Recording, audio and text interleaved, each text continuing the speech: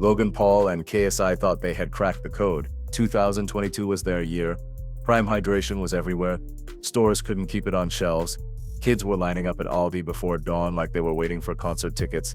Parents drove across cities hunting for that one ice pop flavor their kid wouldn't shut up about. By 2023, they hit $1.2 billion in global sales. Let that sink in. $1 billion in 1 year for a sports drink made by two YouTubers who used to punch each other for views. But now 2025 hits and the whole thing is falling apart faster than you can say clearance aisle. UK revenue crashed 70.7%.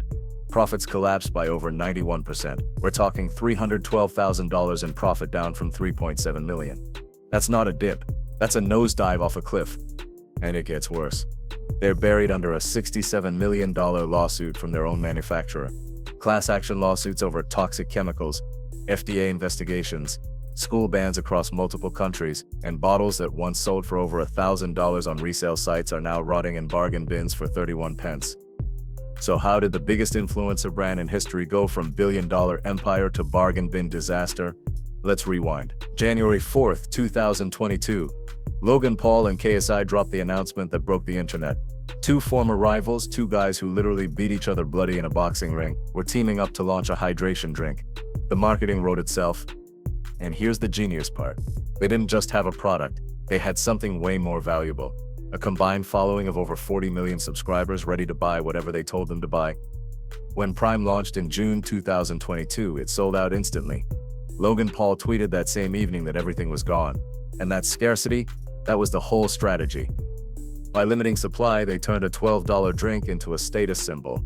Kids weren't just buying hydration, they were buying clout. They were buying proof that they were part of the Prime generation. The numbers were absolutely insane.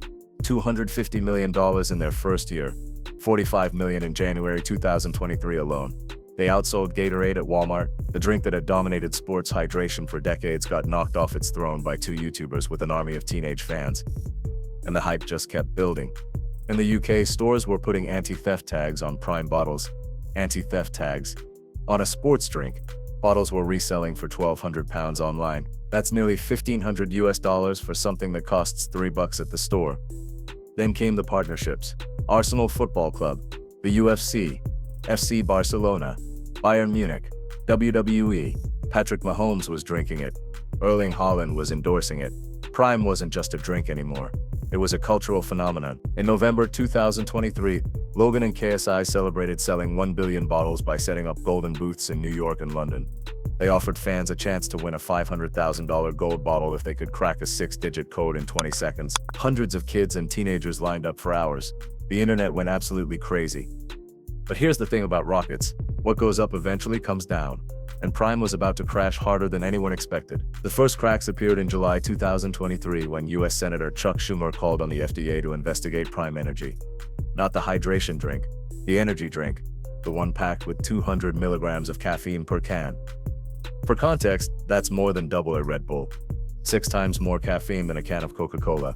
And it was being marketed to the exact same audience as the hydration drink.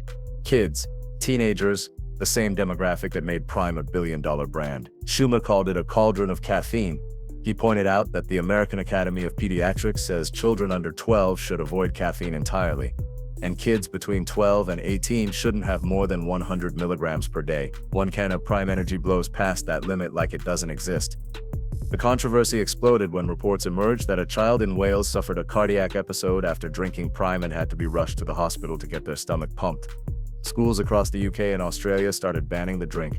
Health Canada issued a recall. Denmark flagged it for exceeding caffeine limits. The drink that was supposed to represent peak performance was suddenly being treated like a public health threat. But the caffeine wasn't even the worst of it.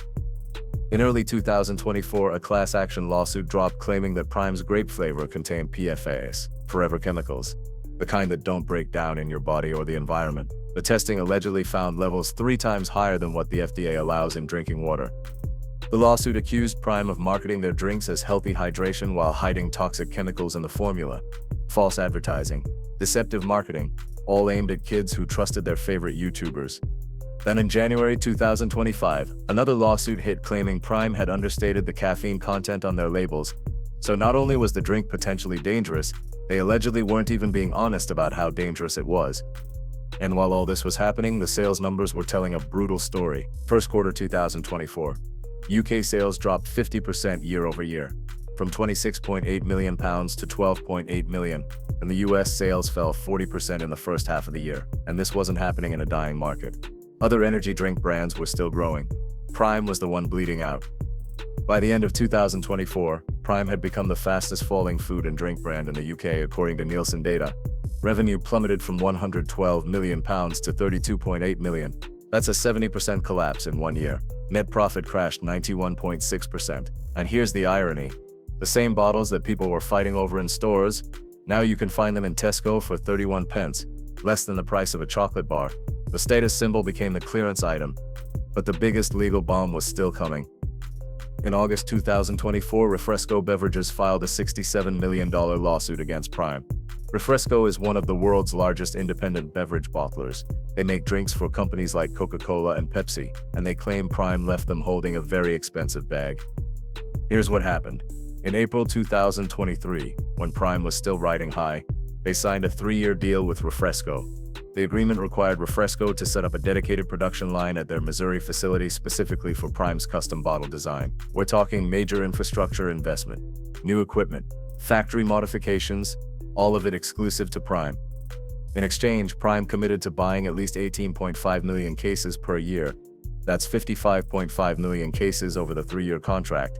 And there was a penalty clause. If Prime didn't hit at least 90% of those numbers, they'd still have to pay. For a while, everything looked fine. Prime was selling like crazy. The partnership made sense. But then the sales started dropping, and suddenly Prime wasn't so eager to talk about production forecasts. According to the lawsuit, by early 2024, Prime executives started dragging their feet. They stopped providing forecasts. They refused to participate in final equipment testing. They wouldn't place orders, and eventually they just walked away from the deal entirely. Refresco says they invested millions into equipment that's now sitting idle in Missouri while Prime ghosts them. The lawsuit seeks $67 million to cover their investment plus the profits they would have made over the 3-year deal. So, what went wrong? How does a brand go from billion-dollar phenomenon to legal nightmare in less than 3 years? The answer is pretty simple. Hype doesn't last. Virality gets you the launch. Quality keeps you in business. And Prime never figured out that second part. The whole business model was built on artificial scarcity and influencer worship. Kids wanted Prime because Logan and KSI told them to want it. They wanted it because it was hard to get. They wanted it because their friends had it and they didn't. None of that has anything to do with the actual product.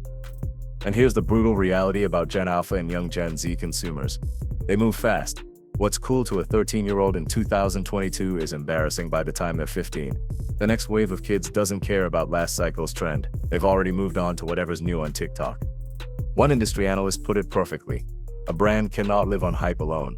Gen Alpha chews up brands and spits them out. Prime also had zero defensive moats. No patents, no proprietary formula, nothing stopping Red Bull or Monster or any other competitor from doing exactly what they do. And those established brands have something Prime never built: loyal customers who actually like the product, not fans who buy it for the clout. Meanwhile, Logan Paul's personal brand wasn't doing Prime any favors. The controversies keep stacking up, from the Japan incident to failed NFT schemes. Every scandal attached to Paul becomes a scandal attached to Prime. And when your entire brand is built on personality, that's a massive liability. So where does Prime stand now? The company has announced a strategic review. Basically corporate speak for we need to figure out how to survive. They launched Prime Ice in early 2025 as a new product line trying to reignite interest, but the reception has been lukewarm at best. They're not technically bankrupt, not yet anyway, but with profits down over 90%, lawsuits piling up, and no clear path back to their glory days, the future looks pretty grim. The numbers tell the whole story. Peak valuation of $3.2 billion, now facing a negative 331% profit margin according to some reports. That means they're spending more than $3 for every dollar they make. That's not a business model. That's a countdown timer. Prime proves something important though. A social media celebrity can absolutely generate $1 billion in sales. 40 million followers is worth something. But followers aren't customers. Hype isn't loyalty. And no amount of viral marketing can save a product when the trust evaporates. The bottles that kids were trading like secret currency are now collecting dust on clearance racks. The brand that parents drove across cities to find is now something they walk past without a second glance. The billion-dollar empire built on internet fame is crumbling one lawsuit at a time. And the real question isn't whether Logan Paul and KSI can turn this around. It's whether anyone will still care if they do. So what do you think? Is Prime past its prime? Can they actually come back from this? Or is this just another cautionary tale about what happens when hype meets reality? Let me know in the comments. And if you want to see more stories about influencer brands rising and falling, hit that subscribe button.